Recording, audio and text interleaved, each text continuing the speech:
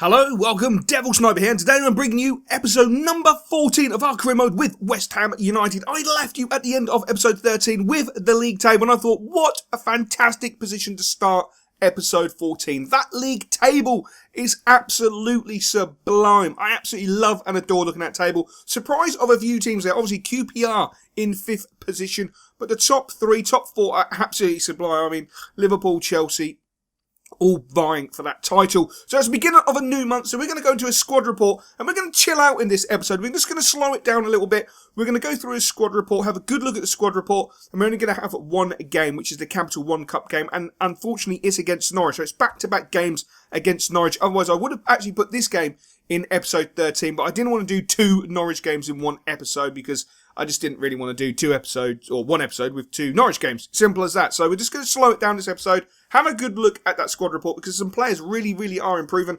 Krezers is doing sublimely. I mean, look at his statistics. His attributes are going up like no one's business. It's great to see them going up. Great to see him developing, because he is really a sensational left back. Chiarte, well, what do we expect? He's just absolutely sublime. Mbolo he's such a great little player. He really is so much fun. He's rattled up a few games already this season, and he is growing, which is really nice to see. And finally, the main man, the Cockney genius, my boy Noble, is growing, which is absolutely brilliant. I really do love him. He dominates in real life. He dominates on FIFA. He's a pleasure. Downing, unfortunately, hasn't gone up, and his stats are starting to go down. I know he's 31, but he's playing games.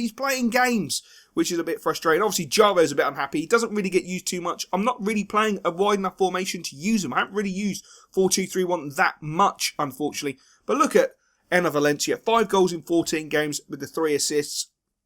Not scoring enough. And I can have a pop at all our forwards and say we're not scoring enough, which is a true statistic. We've only scored 19 goals in the league. Thankfully, we've only conceded 3. If we'd conceded a lot more, we'd probably be languishing in mid-table.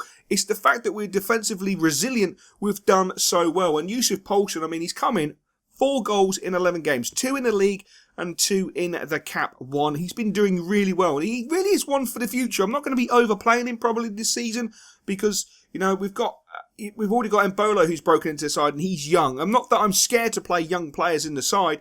I just, you know, I need a bit of squad rotation. You know, the big man AC needs an opportunity. We've got Sacco, we've got Valencia. You know, we have got some decent quality world-class strikers. I mean, Enner Valencia is another level. If he starts finding that scoring form, same as Sacco, he starts finding that scoring form, we could definitely be nailing a good few goals. Really could. As you can see, it continues.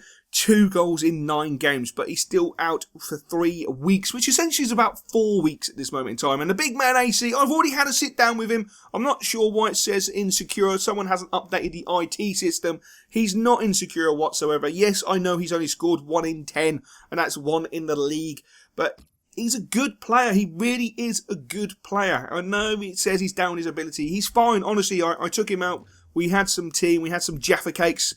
And he's well and truly ahead of the schedule of what I feel he should be. He knows my plans for the future. He knows what I expect from him. And I'm not expecting him to score me 20, 30 goals. What I am expecting from him is to be involved in goals, help create goals. I'm not saying he's a playmaker, but I expect him to be able to feed the ball through, hold the ball up, feed everyone else into the game. And he knows I'm not expecting him to score an absolutely ridiculous bag full of goals. And as you will see, Player of the Week.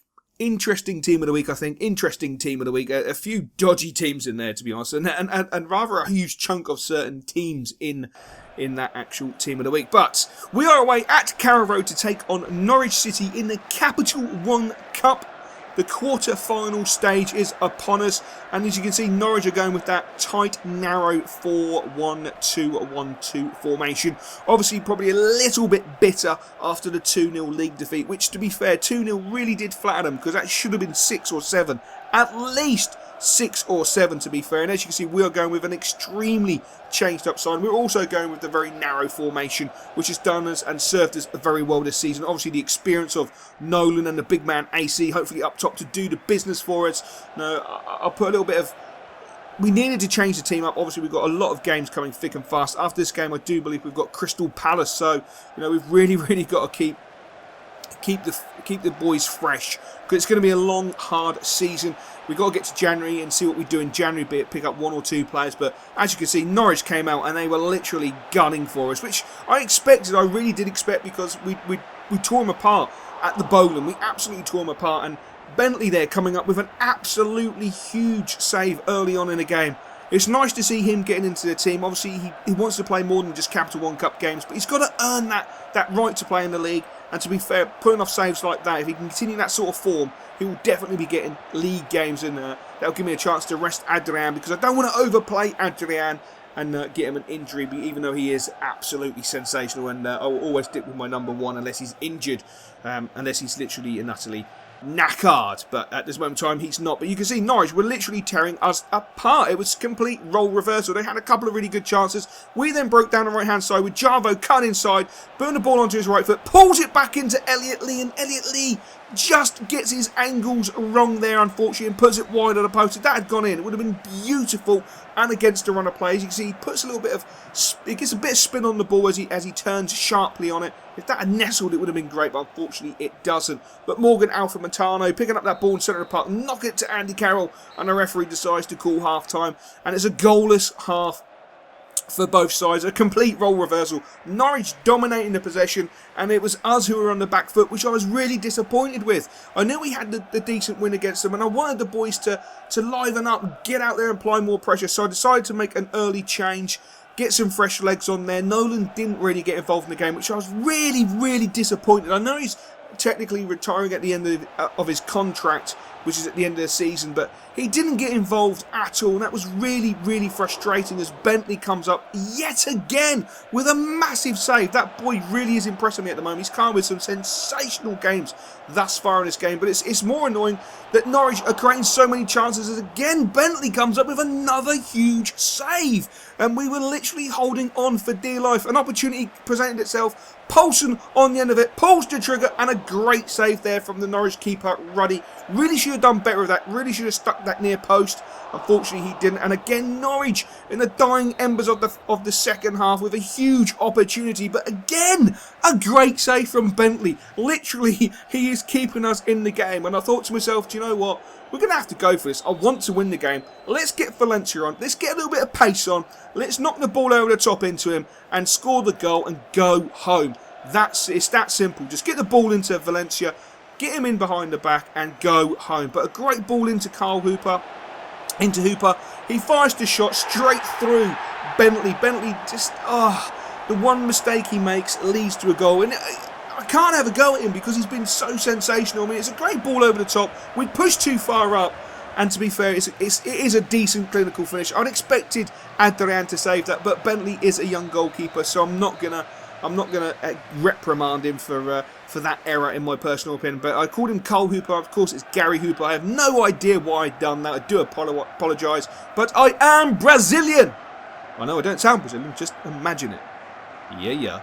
So the second half of extra time started, and Norwich were very, very resilient. It was like playing against us. They literally shut the iron gates. They shut our iron gates. Only we shut our iron gates. And it was ridiculous. They were just absolutely formidable. Norwich really did raise their game, and unfortunately we will slump out of the Capital One Cup at the quarter-final stage, 1-0 to Norwich. And to be honest with you, the statistics tell the story. We just weren't bloody good enough. They outpassed us. They kept possession better. They created more chances. But the man of the match for me has to go to Bentley. He was literally a different level. And if it wasn't for him being so good in that game, it could have easily have been 3 or 4-0 to Norwich, which is quite ironic considering we should have smashed them back in episode 13. 5-6-7-0. But there you go. It is what it is. It's very unfortunate. We go out of the Capital One Cup. I am a little bit depressed about it. But there you go. What can we do? It's just one of those things, unfortunately. So until next time, I will catch you later. And I will catch you later. It will be Tuesday and Thursday as normal. So hopefully you'll tune in for episode 15 and episode 16. Until then, guys, I will catch you later.